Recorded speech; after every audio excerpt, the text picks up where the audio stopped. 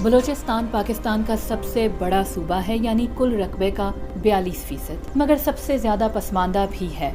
2 माह में यहाँ 3 बार सैलाब आ चुका है और 92 लाख से ज़ायद अफराद इसकी जद में हैं।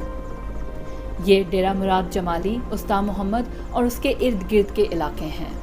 यहाँ फसलें तबाह हैं और लोग बेघर। जो सीन हम यहाँ ऊपर से देख रहे हैं वो मुकम्मल तबाही है। लोगों के पास कुछ नहीं बचा।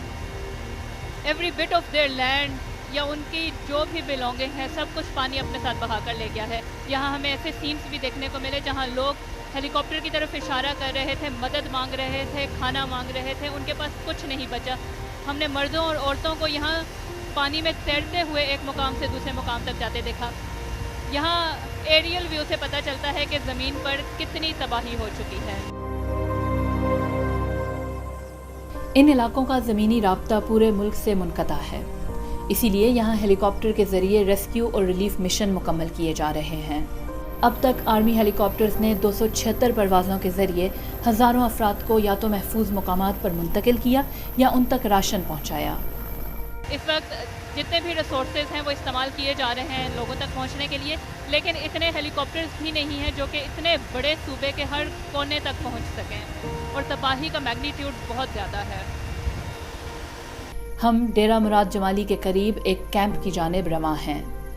यहाँ पहुँचने वाले हर ख़ानदान के पास सुनाने को एक कहानी है। छोटा सा कैंप है यहाँ पर लगाया गया है, जहाँ पर इर्द गिर्द के इलाकों से जिनमें सोबतपुर जैसे इलाके भी शामिल हैं जो कि कम्प्लीटली डिस्कनेक्टेड भी हैं और सबसे ज़्यादा तबाह होने वाले इलाकों में से एक हैं। यहाँ पे लोग जमा हैं और बता रहे हैं, ये वो लोग हैं जो कि खेतों में मुख्तलिफ़ खेतों में मजदूरी करते थे और अब सब कुछ तबाह हो गया। ये जॉबलेस हैं, इनके पास पैसा नहीं बचा।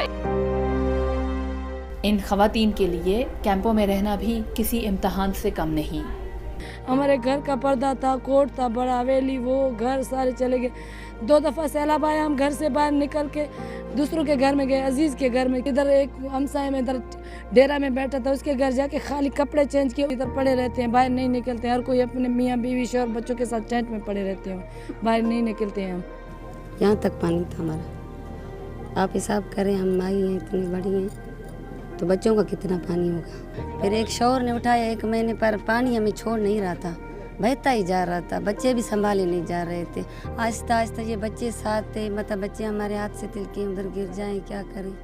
इसलिए आहिस्ता आहिस्ता मेरा शौहर मेरे हाथ में लेकर बच्चों के साथ आहिस्ता आहिस्ता ये कह रहा